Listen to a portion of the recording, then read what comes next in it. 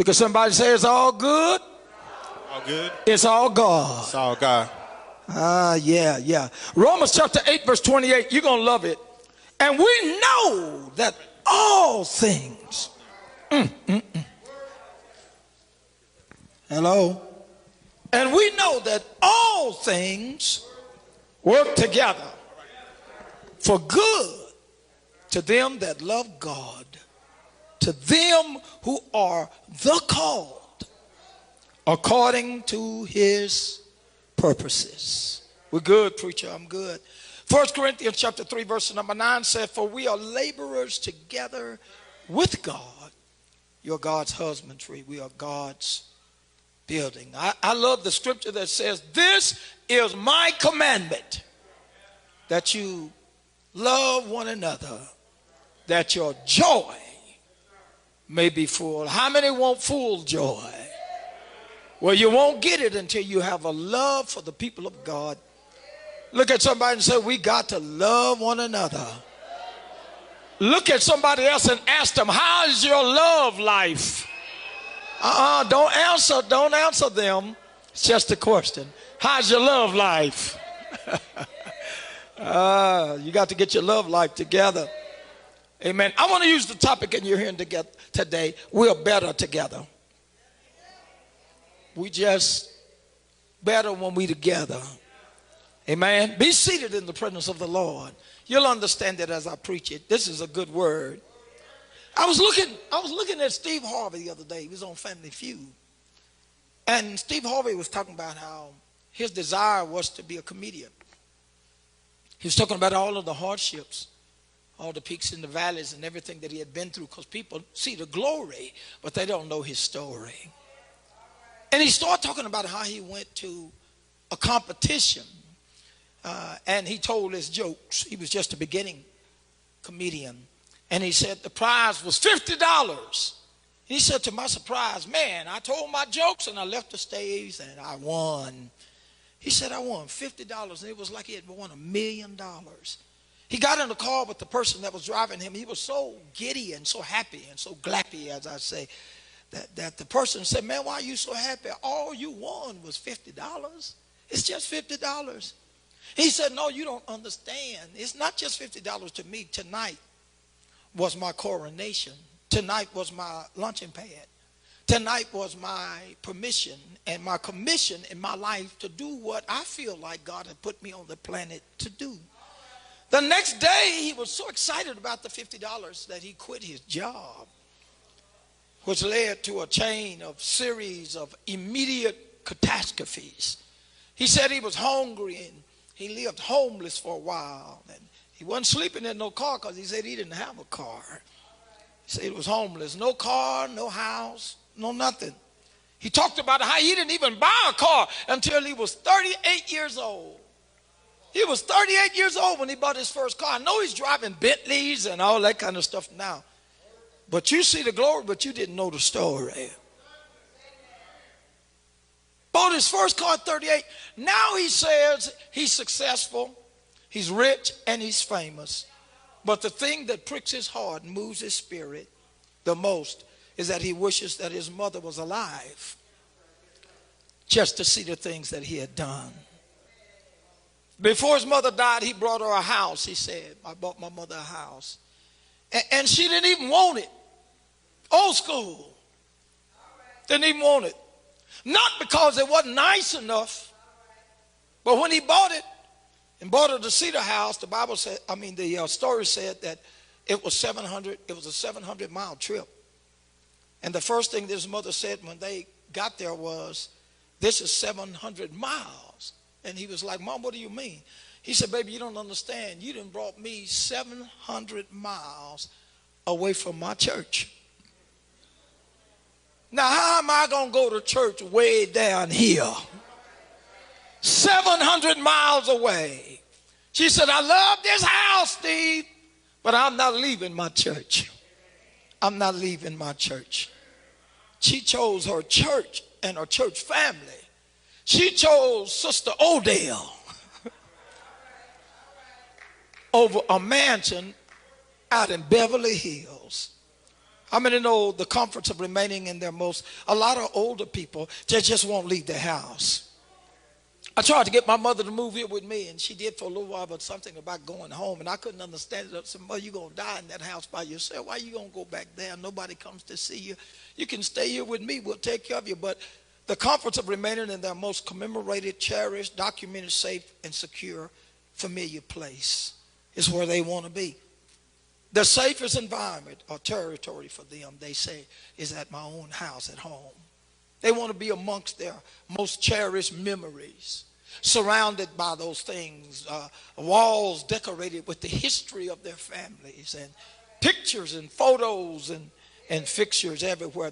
My mama wanted to be among her whatnots. Don't even know what it is. They ain't even got no name. You just call it a whatnot. You don't know what it do.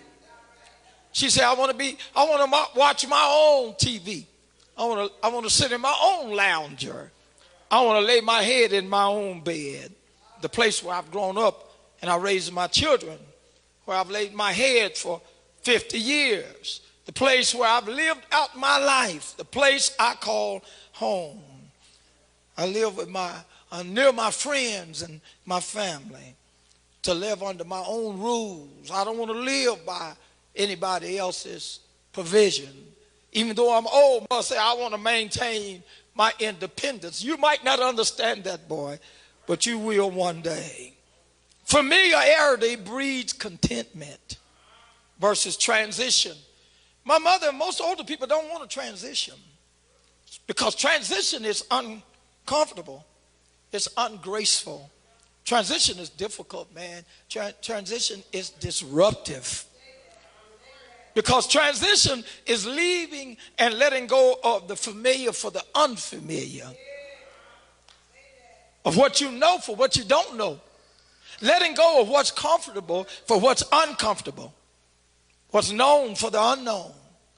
What's been safe for the unsafe. And what's secure for the unsecure.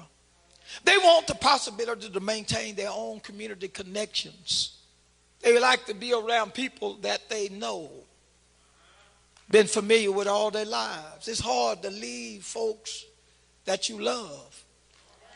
It's hard to leave home. I remember leaving home. It wasn't easy to leave home because home means I got to leave my mama. And being a mama boy, I never want to leave my mama. That's my mama. Come on, somebody. My mama said, if you can't go nowhere else, son, you can always come back home. Because there is no place like home. Home is where the heart is. Man, that's come on, y'all don't want to hear me today. They want to be among things that are their own familiarity. They want familiar things, traditions, their own routines and traditions, personal possessions that they not able to keep in your house. They want to be around their own. They want their own toaster. They want their own coffee pot. Try to buy my mother another coffee pot. I don't want no new coffee pot. That will just fine. It make good coffee. They don't want to be in a nursing facility because it's not familiar. How you sleeping? Mama ain't sleeping well, baby. Y'all done put me in this nursing home. It ain't my bed. It don't feel the same. They want freedom to have their family and friends visit them whenever they want to. They don't want no visiting hours. I'm not going to get no help. Even wild animals feel more comfortable and safer and more secure at home. That's why when an animal is being attacked and chased by its predator, he runs home. He'll zig and he'll zag, but eventually he's going to make that cut to run home to his most familiar place. He figures that if I can just make it, if I can just get home, I got a chance to survive. Leaving home is a big deal. It's a big deal. Sometimes people remember how you arrived, but they almost always remember how you left. When you leave a place, always be sure that you leave right. My pastor taught me when I became an evangelist, the first thing he told me, he said, son, when you go into a man's church, remember that you are his guests. You in his pulpit. And if you can't help him, don't go there and hurt him. And if you are not invited back, you didn't do your job. Never preach for anybody who doesn't follow on to invite you to come back to preach again, or you left wrong. Especially if you live poorly. See, one of the best ways to grow your ministry is to let the right people leave. Because whether you believe it or not, everybody's not supposed to be with you. Some of y'all married right now, but you might not have married the right man. You might not have married the right woman. And I know. You didn't know it at the time. You thought you married the right person. But you didn't marry that man that was standing up there in that tuxedo with the tails. You didn't marry that woman that was throwing rice and letting pigeons go outside. You didn't marry. That's not the person you married. You find out the person that you really married about 2 months or 3 months down the road after you say I do. There are 3 basic types of people that you'll interact with if you are a child of destiny. And I know you heard this, but I'm going to put my spin on it. 3 types of people that you'll meet if you're a child of destiny. Number 1 is confidants. Number 2 is constituents. And number 3 is comrades. And I want to talk about all 3. Comrades are not into you. Have you ever had a crush on a guy or girl and your friend had to come to you? Thank God for folks that are just honest and tell you like it is. Some folks know you can't sing. They know you're all off key. They know you can't sing. All your cousins know you can't sing. And they'll let you go out there to Hollywood to get on that thing with Simon. And Simon has to be, thank God for Simon Cowell. Simon will look right on the stage and say, get off the stage. You can't sing. You sound like a cat whose foot is being squeezed with a pair of pliers. You can't sing. Go get you a job. You'll never make it. And that person will go on and live a good life now because all they needed was somebody to be honest enough with them to let them know that they could not sing. I'm not getting much help today. Constituents are not into you. They are into what you are for. They are for what you are for, but they're not into you. They are your constituents. And as long as you are for what they are for, they'll love you and they'll walk with you. They'll work with you and they'll labor. As long as you for what they are for, they'll work with you, they'll labor with you, they'll help you. But do not get it all, don't get all twisted up in the game. Don't get it twisted. Never think that they are for you. They are not for you. They are for what you are for. They're opportunistic. They're unethical. They're living by situational ethics. Their ethics will change or adapt to correspond depending on the circumstances and the situation that they're in. They're one way with this group and they're another way with another group. They're one way in Chicago, but if they fly to New York and get off the plane, they're a whole new person when they hit the New York. They're going to just get in where they fit in. Oh, I know y'all know some folks like that. They get in where they fit in. They chameleons. You don't know who they are and what they are. Somebody say they two-faced. No, they more than two-faced. You don't know what face you're talking to. And you got to know that as you meander around people and you begin to fall in love with people and you begin to worship with people and you begin to be connected with people, you got to be careful today. Because if they meet someone or something else that will take them further and faster, and further their agenda, if they meet somebody, another ministry, another church, or another woman, another man, that will further their agenda, their calendar, their docket, their program, their schedule, their timetable, their ideological plan or program, they done out the door. As soon as he meets somebody a little more pretty and a little more shapelier than you, he's gone. He's not there for you. He's just chasing dress tails. Ladies, you got to be careful that you don't just go for any pair of pants that comes walking by without any kind of decision-making ability over who's going to be the father of your children. They like Tina Turner. What's love got to do with it? They're not committed to you or anything or anybody, just to themselves. And their behavior, their actions speak louder than their words. They are non-committal. They are unfaithful. And if they do show up to the program of the church, they show up late. They show up at halftime. They're always out of place. And they're always late for the party. Why? Because they'll just leave you and hook up with somebody else. Because they never were for you in the first place. They were just for what you was for. They are constituents. And throughout your life, particularly when you're suffering and you're going through some enveloped grief or hurting or broken, you'll mistake your constituents for confidants. You think they're for you when they are simply for what you for, but they are not for. Somebody touch yourself and say they're not for you. And by the time you get through falling in love with them, they done out the door. They'll break your heart. And as they hook up with somebody, and then they'll go and hook up with somebody else right in front of you. They'll hook up with somebody who's for what they for. Because it was never about you in the first place. It wasn't about you anyway. It's never about you. It never will be about you. It's always about him, and it always will be about her or him. They are not for you. How many know they'll break your heart? They'll leave you in a heartbeat. Who am I preaching to?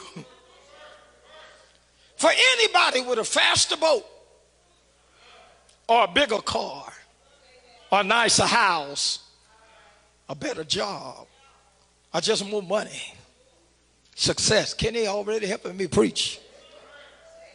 They'll leave you if they find somebody with better creature comforts. Somebody got a better agenda. Somebody with a better opportunity. It's all about fishes and loaves for them. The causes you represent and not what you represent. They are for you. They're not for you. They are for what you are for. But they are not for you. They're just like modern day ambulance chasers. They don't have no love for you, no attachments. Who am I preaching to already? They don't have no real concern about you. They don't have no dog in the fight. They don't have no risk, no investment, no stake in the matter. They just want to be where the action is. And as long as you are in the hot spot, they with you. But as soon as the fire died down, they sit in church with their parachutes on. And at the very first sign of bumpiness, they jump and parachute out of your church. They are not for you. They're just for what you're for. And then there are comrades. These people are not for you either. Nor are they for what you are for. They are against what you're against. Your comrades will make strange confederates and strange associates and strange allies or bedfellows. Strange bedfellows are a peculiar alliance or combination in a combination with somebody you don't have nothing in common with. You just like Pilate and Herod. You know, Pilate and Herod got together to fight Jesus. All they need is a common enemy. Sharing the same job, but totally different in their views. They don't believe like you believe. They don't understand like you understand. They don't even care anything about doctrine. They don't care nothing about you. They're just against what you're against. See, being against what you're against will cause people to come together who are not for you. They're not for you. They're just against what you're against. And as long as you're against what they're against, they'll come fight with you, but they're not for you. They're not for what you are for. They just against what you're against. They are cause and case and issue driven people. They'll team up and partner up with you to help you fight a greater common enemy.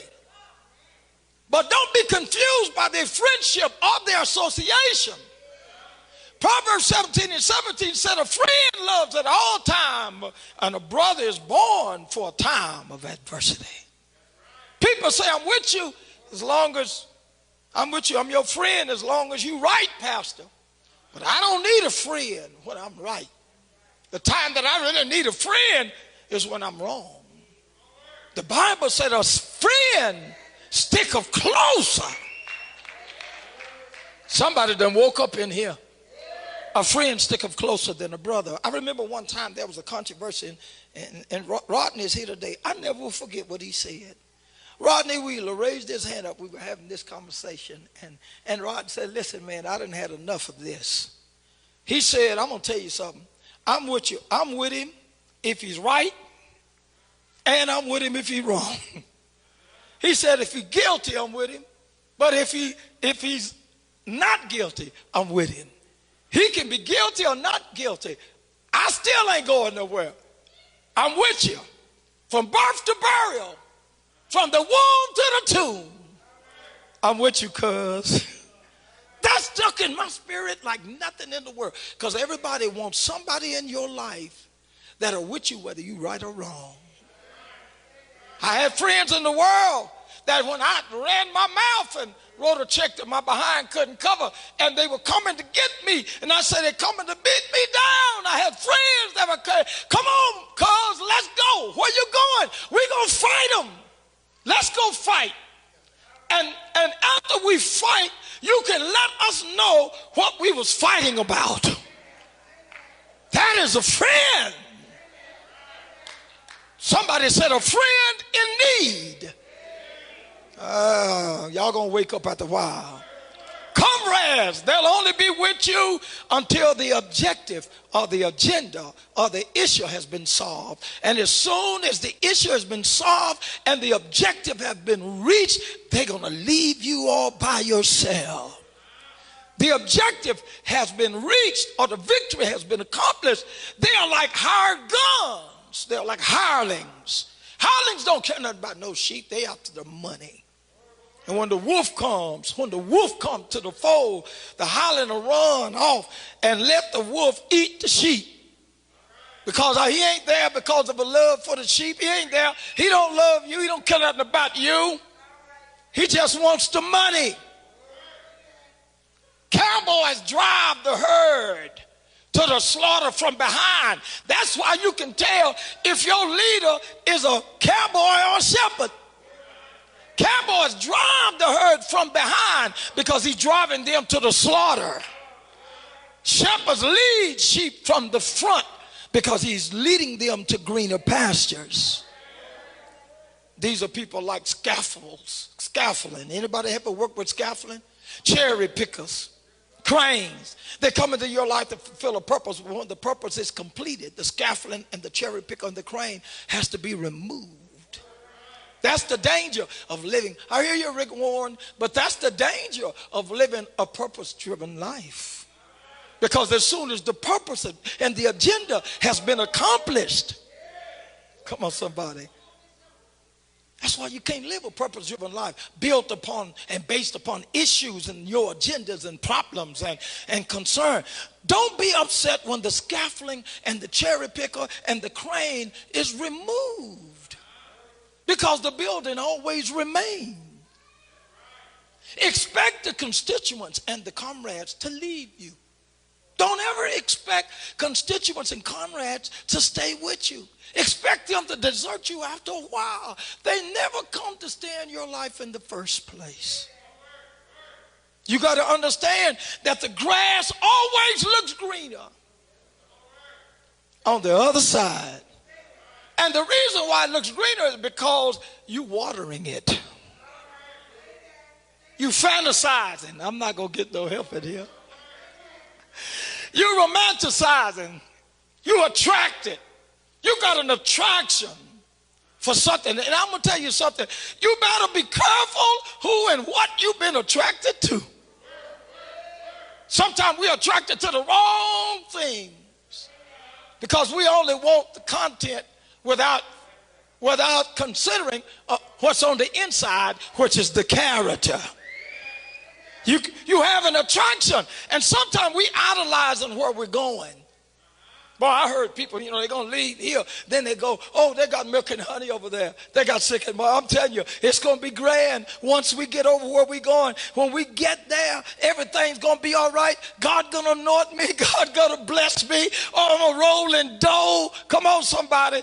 Everything, idolizing where you're going to demonize where you are. But you better be careful who and what you're attracted to. Because everything that look like gold ain't gold. There is fool's gold. It look like gold. It tastes like, but it ain't gold. Look at somebody and tell them it ain't gold. See, the crane in the middle of the construction site, the cherry picker. And you can't build around the cherry picker. As you build a building, you can't build around the cherry picker. It was useful in the building stage to help you to manage and manipulate and move and lift stuff and raise stuff up where you never could have done it on your own. It was there to handle things that you couldn't move or lift or carry or manage or handle by yourself. The crane helps you to manage and move and lift, handle things in the building stage.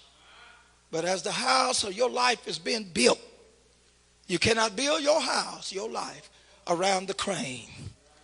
You cannot build your life around the scaffold or the cherry picker. You got to back the crane out. You got to back. Somebody say, I ain't letting it go. But you got to back the cherry picker. You got to back it out. Or the thing that God used at one stage to build you and to bless you, at another stage will turn around and curse or destroy you. It will destroy everything that you and it built in the earlier stage. You have never seen a building with the boom or the cherry picker up in the middle of that building. You got to get rid. I'm not going to get nobody saying nothing. See, what are you saying, Pastor? I'm saying stop visiting and revisiting the graveyard. Stop going to the grave site. It's dead. It's gone. Don't be upset when they don't react to your dreams the way you expect them to, because they were never really for you in the first place. And then there is confidence. Confidence. These are the people that are diamond in the rough. Oh, I love you guys. One of the reasons why I cherish Amarillo so much is because I got some confidence here. I was telling Joseph and Casey, we were watching Manny play in Dallas. I went to see Manny play in Dallas, play the Mavericks. And as I was sitting there, I was talking to Casey and Joe, and they got to talk about their daddy. They love to laugh when we get to talking about Kayla. They was laughing and talking about their daddy. And I said, well, on the real tip, though, I said, I'll spend more time probably around your daddy than I have our own brothers. And if I had a dilemma in Amarillo right now and had to call somebody, I wouldn't call my brothers. I'd probably call Elder Kayla or one of these brothers that I've been around all of my life. I'd probably call Sister Russ. I'd probably call Ray. I've been with Ray over 30-some, almost 40 years. I probably call them because I have been able to spend more time with them and go through dilemmas and catastrophes and calamities. Y'all don't know all the stuff that I've been through. And when I went through it with them. I remember going through a financial fiasco where we didn't have nothing to eat, no way to pay no rent. We didn't have nothing. And I told my wife, I said, don't tell nobody nothing. David said, if I was hungry, I would not tell thee. We have been days hungry as a hobo. Come on, somebody. Hungry as a hobo. And we had a problem, financial problem. And we were in the house, and Sister Russ walks in. She walks into the house, and we're just talking, and she overheard what we said. And the next thing we know, she's putting her debit card on the table. You remember that? She brought her debit card, put it on the table. I don't know how much is in there. Here's the PIN number. Go get every dollar that's in there. Man, that is a confidant. That's somebody that's not just against what you're against and not for what you're for, but that's somebody who is for you. See, these are people who are diamond in the rough. They are rarefied, precious, and they're not the most common find. Anybody can find a comrade. Anybody can find a confidant, a comrade, but a constituent, but not everybody can find a comrade. Right now, you that are in here, count on your hand the folks that you can actually count on for anything. Count them. I bet you it's a short list. Confidants are the rare find. They're the rare people in your life. Confidants are people for your life, not just people for a temporary time, but they're people in your life for the rest of your life. And I tell people all the time, I've had invitations to go other places and still get them. But I always tell them, I said, no, I wouldn't fit here. I was in Washington, in Maryland. They was talking about pastoring in some area then, and there was a bunch of old folks. And I said, no, you old folks will kick me out of here before tomorrow. I like to joke. I like to play. You know, I'd be twisting y'all's arms and hitting y'all all in the side and kicking y'all and playing. Y'all vote me out before tomorrow. Come on. Old folk don't believe in joking. They say you lying. You ain't telling no joke. You telling a lie. So I said, I got to go back home where I can have fun with my people. They understand me. They understand my kind of crazy. I know I'm crazy. But they understand my kind of crazy. Come on. And you'll come to discover as you reach chronological maturity that you'll have very few confidence. You're going to have very few people. Who am I preaching to? You're going to have very few people in your life you can depend on for everything. You're going to have confidence of those people in your life that love you absolutely, positively, unconditionally. Whether you're right, whether you're wrong, whether you got money, whether you don't have money, whether you're sick, whether you're well, these are the people that are going to be there no matter what you're going through. You can always count on them. They are not into what you are for and not against what you're against. They into you. How many of y'all got folks in your life right now who are into you?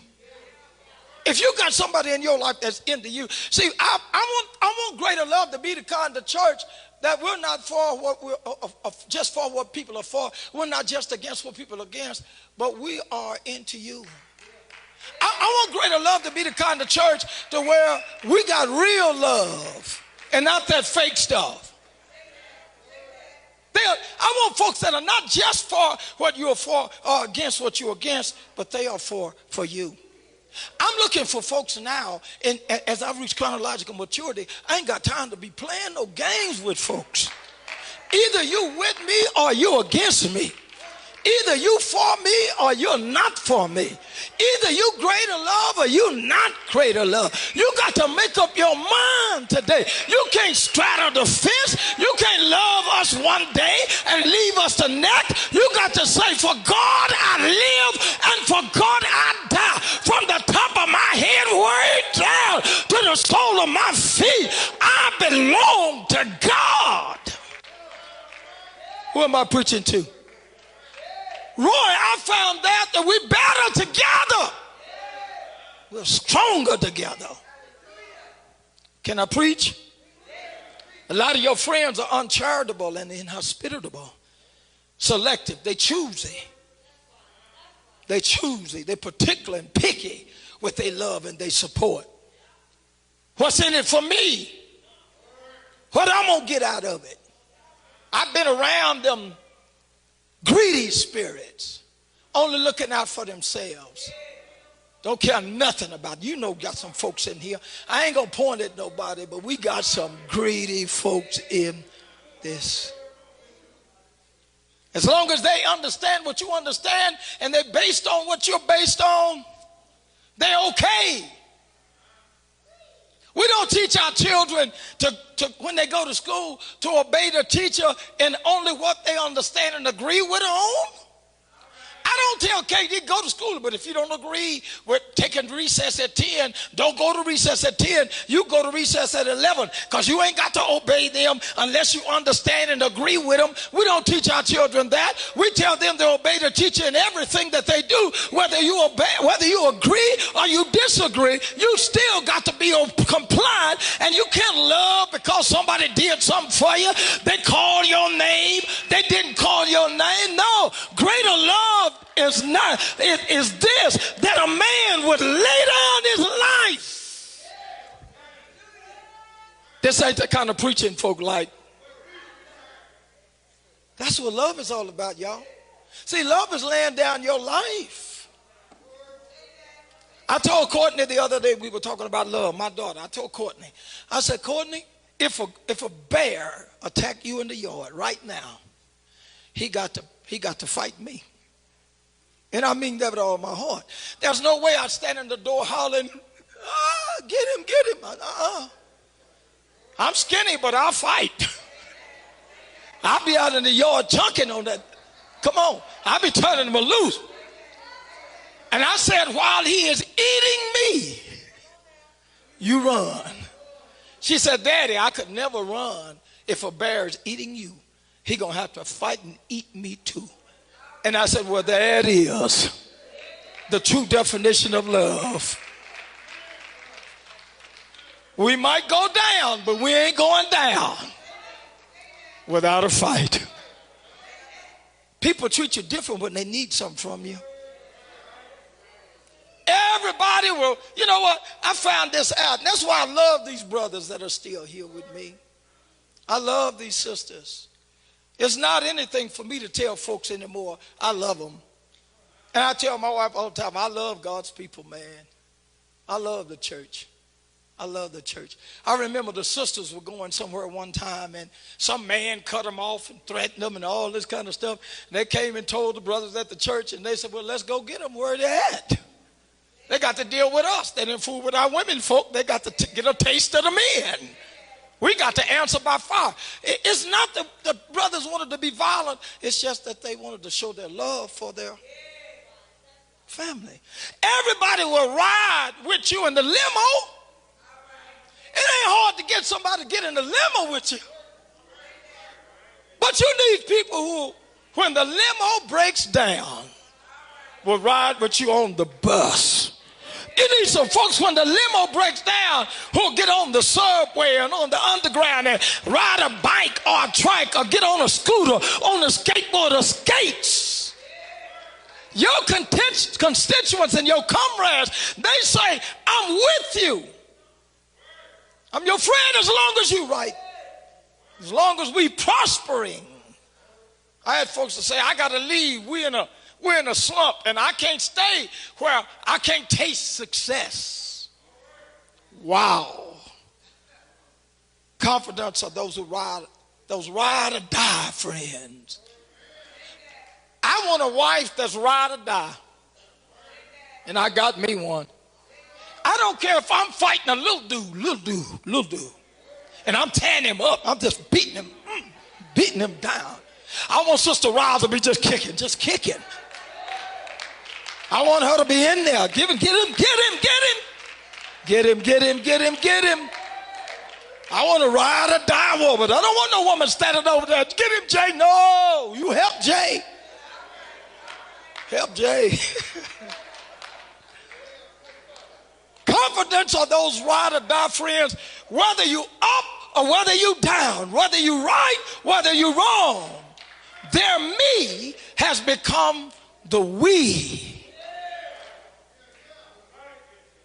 I couldn't help, as I was studying this lesson, I couldn't help but sing that little song that Celie and Nettie was singing on the movie The Color Purple.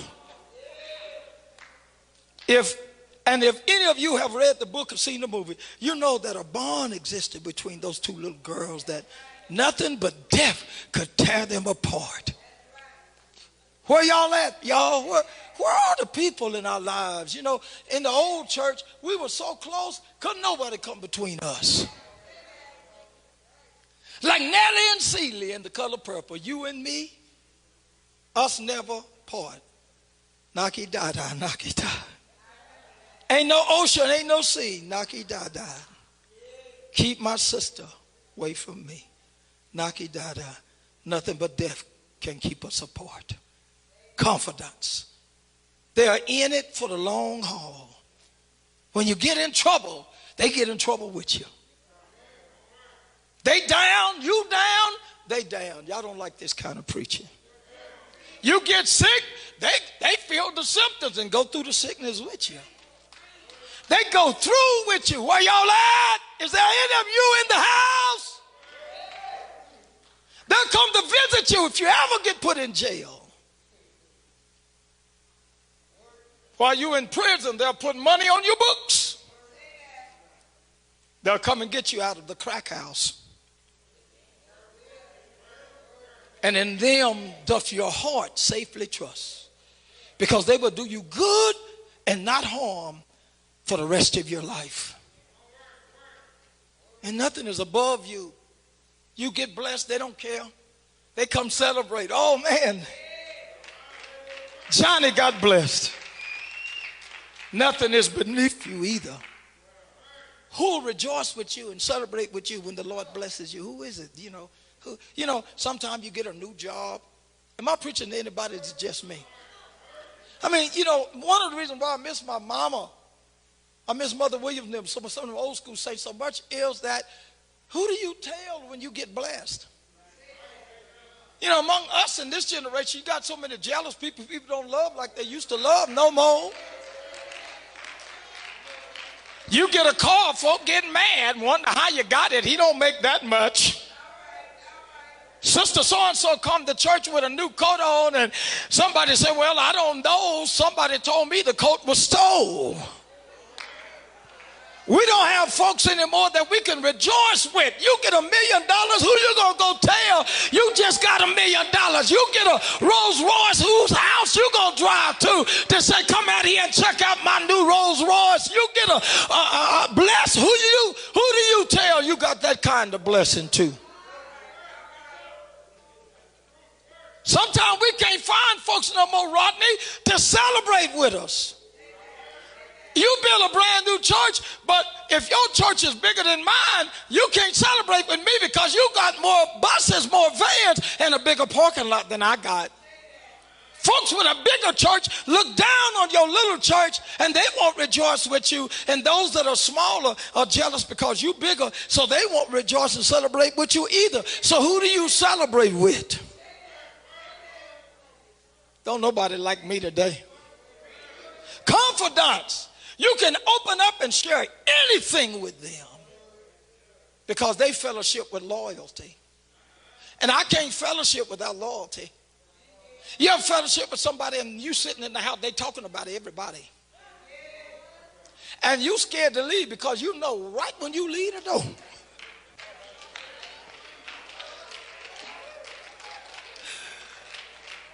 They're going to start talking about you too. You'll never reach your destiny or fulfill your assignment until you find your confidence. Here's what I've learned being 65. I've learned now to appreciate God's people more than I ever have before in my life. I have learned to cherish friendship. I've learned to appreciate folks who have been with me through thick and thin. I've learned to love folk who I've been down with and I've been up with, and who have been with me no matter what I've been through, and I've been with you no matter what you've been through. There are some of us in this church, we ain't going nowhere. We done been through the storm, we done been through the rain, and we done made up our mind. I told one person the other day, I said, if you die, I'm going to come to your funeral, but if I die, you're going to be at mine. And she said, I sure will. You'll never reach your destiny until you fulfill your assignment, until you find your confidence. Find your place and grow in your space. God help us to put our aces back in their places. There's the law of reciprocity. If you've helped and blessed others, then you ought to expect some loyalty from people that you helped to bless.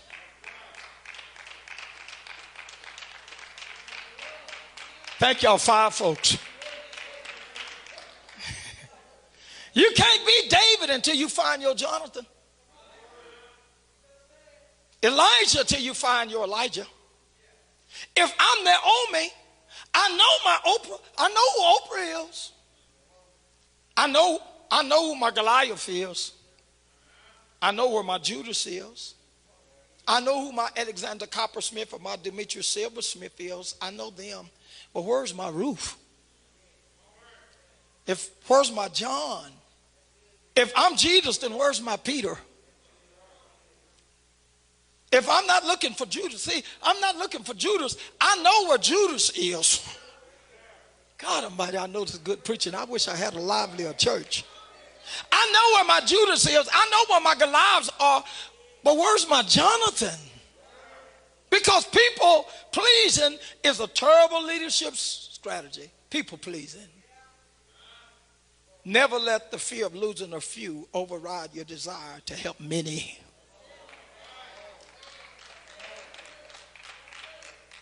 Can I preach about 10 more minutes? Somebody ought to just say, ouch. I thought this was a good lesson. I did. People who are off mission will never help you realize your mission. So you never focus on who you want to keep than who you want to reach. Everybody that says they're with you, I'm not with you. Everybody say they saved, ain't saved. Everybody say they're going to heaven, ain't going to heaven. Everybody that smiles in your face and pats you on the back and puts $1 in your pocket ain't with you. Just because he told you you was cute don't mean he's in love with you. Everybody preaching ain't reaching. Matter of fact, if you look at the word preacher and take the P off, it's reacher. We got a lot of preachers, but very few reachers. If somebody has left 5 churches in the last 5 years, they're probably going to leave yours too. An unhealthy person can infect your team like toxins infect your body. I tried to get my mother to move here, but she was not willing to leave her home, and especially she said, I ain't going to leave my church.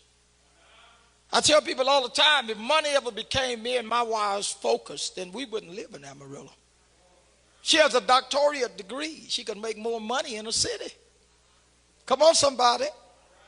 Make more money. Ain't a whole lot of money in a city like Amarillo that we can get our hands on. People will share everything with you. They'll share a meal. They'll share a cab. They'll share a classroom. They won't share their money with you. You start fooling with folks' wealth and you're going to find out who they really are. Folks don't share their money. Oh, y'all don't want to hear this preacher. I tried to get my mother. My mother was in one church for most of her life. She said, I'm not going to church for Mr. Rooster Rowland. Yeah, his name was Rooster Rowland.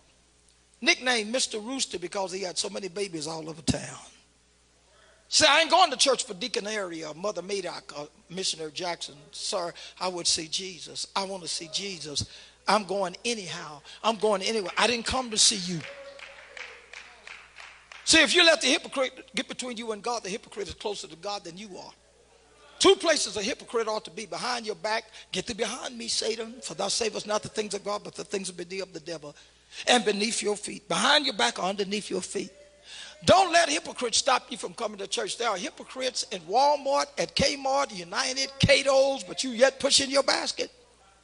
I would rather go to church with hypocrites than to go to hell with them. There are hypocrites working at Sam's and Pantex, St. Anthony's Hospital, or Sarco, but you yet going to work every day. But when it comes to church, you got to tell God, I'm going. See, there are hypocrites in this building right now. Do not look around. They're in the building, but they ain't in God's church.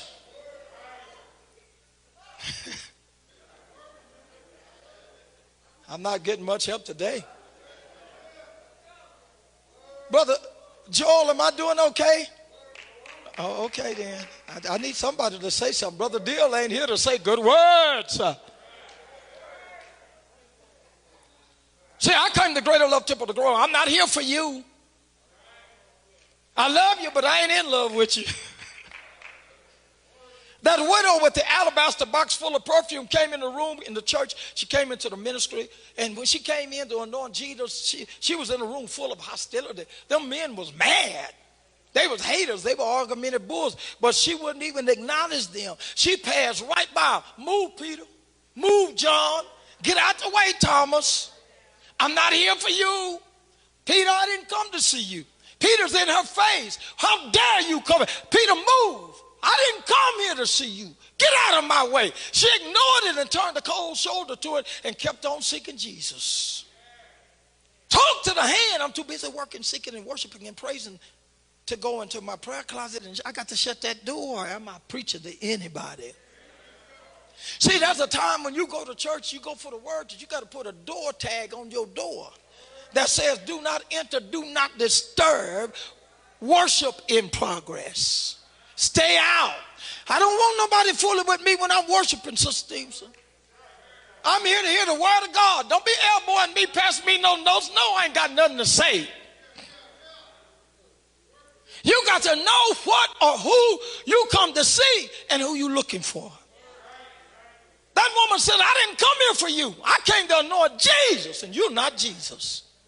So although y'all mad because I'm here, because I'm a woman among men, I know it's not lawful, but I didn't come to this church to see you. I didn't come here to be around you. If you don't like me, get out of my face. Move Peter, move John, move Thomas. I came for him.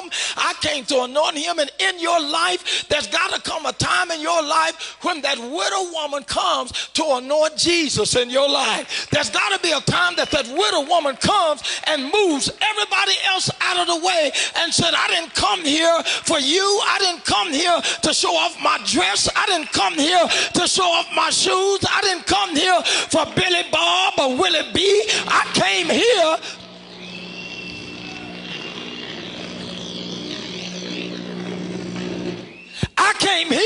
to lift up the name of Jesus. I came for Jesus. How many of you in this church can say, no matter what people do, how they treat me, what they say about me, I didn't come here to be seen. I didn't come here to please you. I didn't come here to see you. I didn't come here to show off my clothes. I came for him.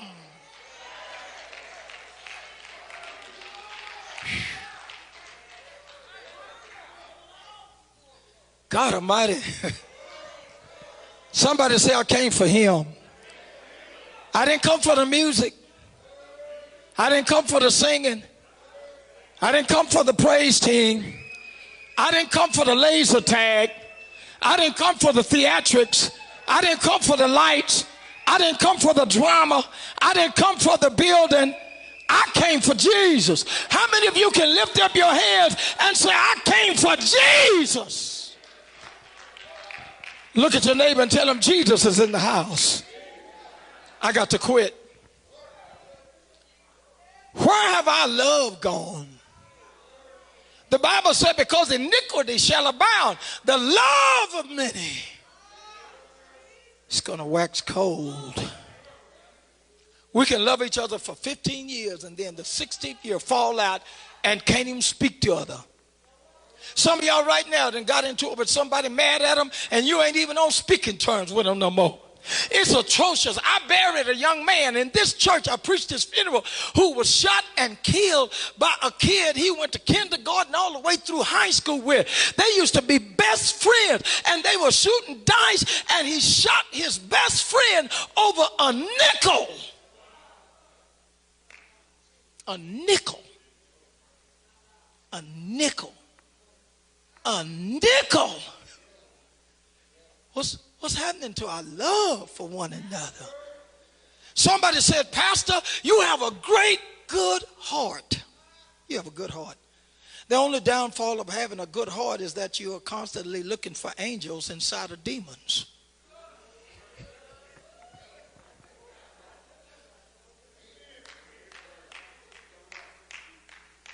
Oh, if you're getting quieter, you're going to get quieter if you didn't like that. God will sometimes end the relationship for your protection. He left, but there's going to come a day when you're going to be glad he gone. She left, but there's going to come a day when you're going to be glad she's gone. Don't chase after a person God is trying to save you from. Some of these men don't mean you no good. God's trying to save you from him. Yeah, he got locked up. Let him go. He got locked up so you could have some time to adjust being away from him.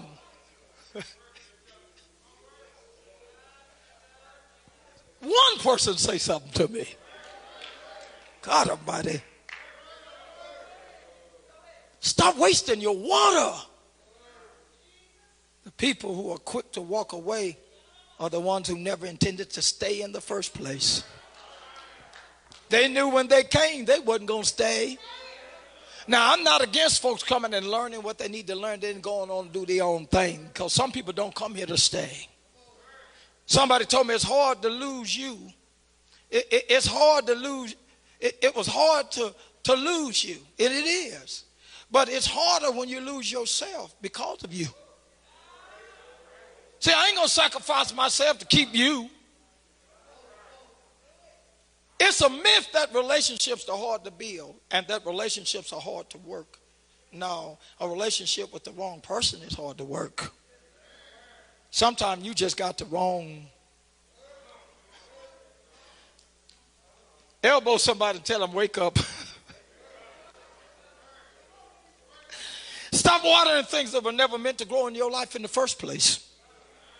Water what works, water what's good, water what's right. Stop playing around with those dead bones and stuff you can't fix. It's over. Leave it alone.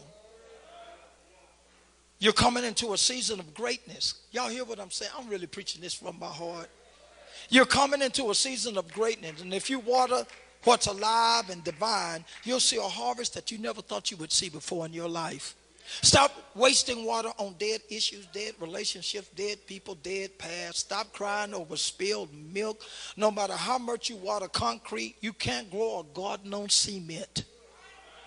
Watering dead garden, dead flowers, dried up water pots and stuff you can't fix, things you can't revive, that will not survive, that you know was meant to die in the first place. You knew when you got in that relationship it wasn't going to make it. Homegirl didn't make it. The one before her didn't make it. Why do you think that he going to settle down or she going to settle down and make it with you? They didn't make it at the last church. They didn't make it at the last ministry. Come on, somebody. What make you think you any different? They going to come and make it over here. Stop trying to make things live that God has ordained that are going to die in your life. God said, you trying to revive and think God trying to kill. God's trying to kill it and you trying to resuscitate it. There are some things in your life that have a termination date, a spoiling date, and an expiration date. I got to do 5 minutes. I got to. There are things that never were meant to be. You still crying? You still down?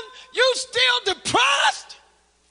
It was never meant to be. Walk away from it and leave it alone. When somebody walks away from you, it just means that that person's part in your story is over. Work is hard. The distractions are plentiful. Time is short. It's time to be about actions and not distractions. Why are you wasting your time on all those distractions?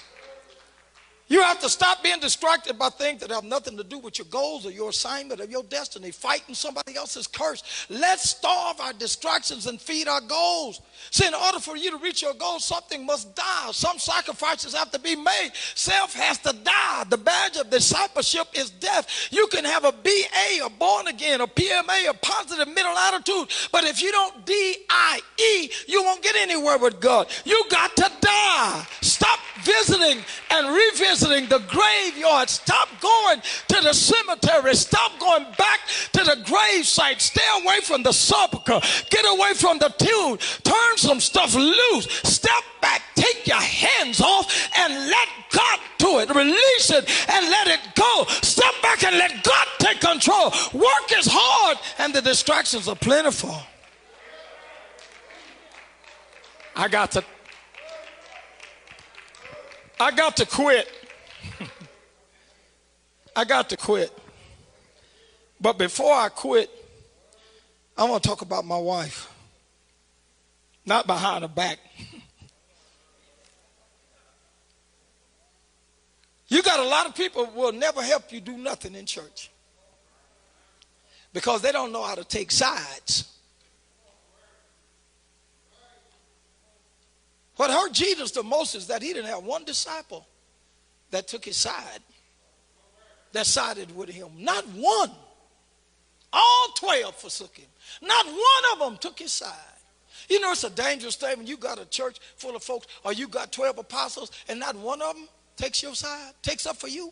You ought not have to speak for yourself. Look like somebody else who love you, who know you, who been around you would open their mouth up and say, no, that's not First Lady. No, baby, that ain't what Bishop meant. No, that's not Brother Greg. That's not how he do his. That's not how you carry. That's not Sister. No, Sister Russ ain't like that, baby. I'm sorry. That ain't her. That ain't Sister Stevenson. No, Lonnie ain't like that. I've been knowing her long. No, that's not Brother Bill. That ain't Sister Tyrese. Let me tell you who they are.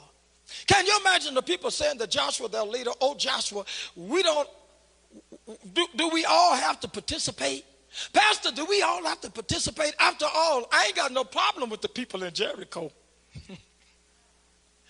Jericho folks ain't never done nothing to me. I ain't marching around Jericho to make them folks' wall fall down. They done work hard to get that wall up. Why we gonna go destroy their city? I ain't gonna participate.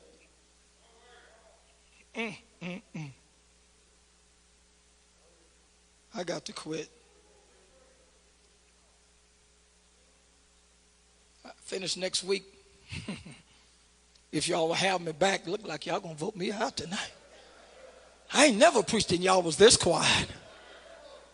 Either you listening or mad. Can I get an escort out the door today?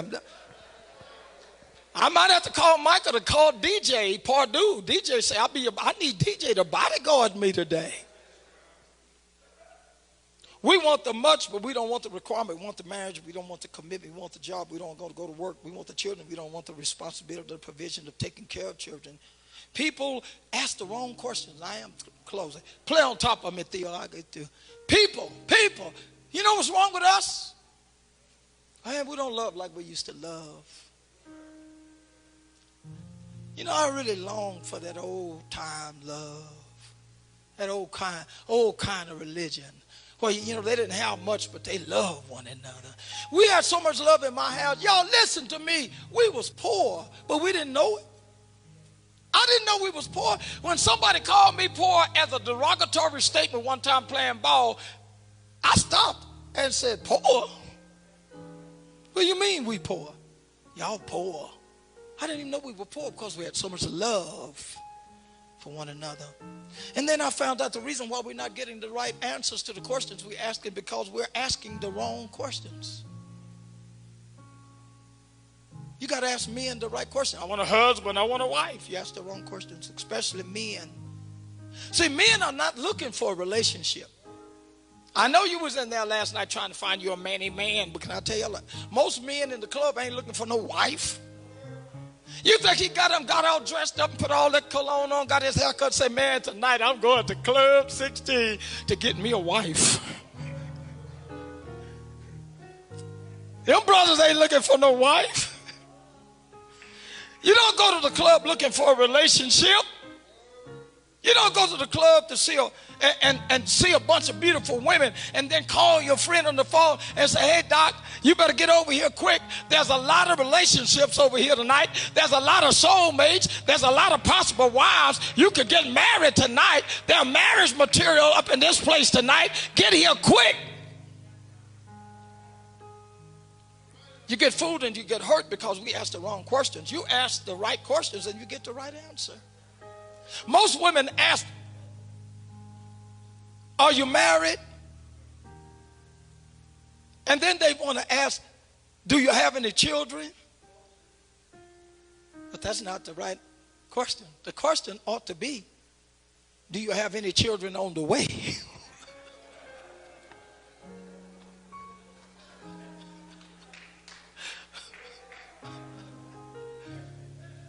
Because men actually don't count a child until it's born.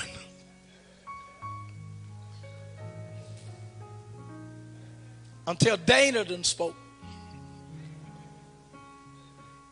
Women ask, do you live with your mama?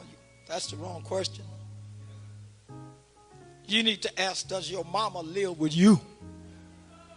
Because even if a man is living with his mama, he gonna say his mama's living with him. I love my wife for a lot of reasons. But I love her for especially because I ain't old, but I done got older. I didn't reach chronological maturity now. You know how you know when you getting old? Y'all want me to tell it? I sure will. I ain't scared. Scared of none of y'all. You know how you know when you done got old, Sister Russ? When you know if you separated, now we argue. You know we do. You've been there in the house. Better not tell nobody though. You can tell Ray, but don't tell nobody else. Man, we've argued. We have argued. Ooh, we have argued, especially when we was young. I kicked ironing boards over in the house. Just boom. Tearing stuff up that you got to go buy after you get through tearing it up. That's when I was young. I know better now than that. Better not tear nothing. You better not kick nothing in that house.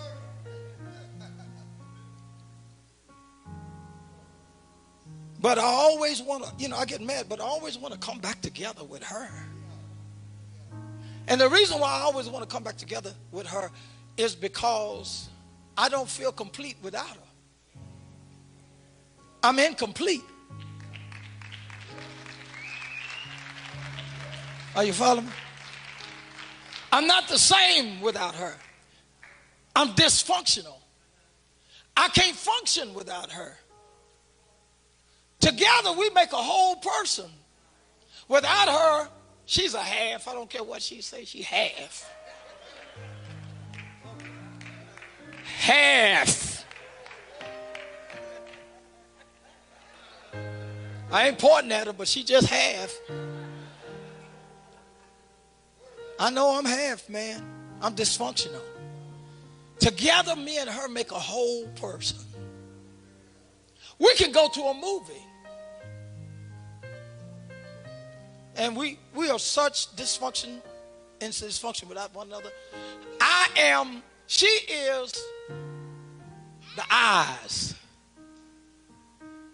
But I'm the ears. We sit down to watch a movie. I can't see. But she can't hear. So she sees for me. And I hear for her. What just happened? What was that? What he did, Jay, he just put that deal. I didn't see it. Yeah, I saw it for you. 5 minutes later, what did they say? What did they say? He said that he wasn't going to be with her anymore. What did you see? I saw, but I don't know what they say. And so when we get together, she sees and I say, and I hear her. And we become a whole person. Stand with me.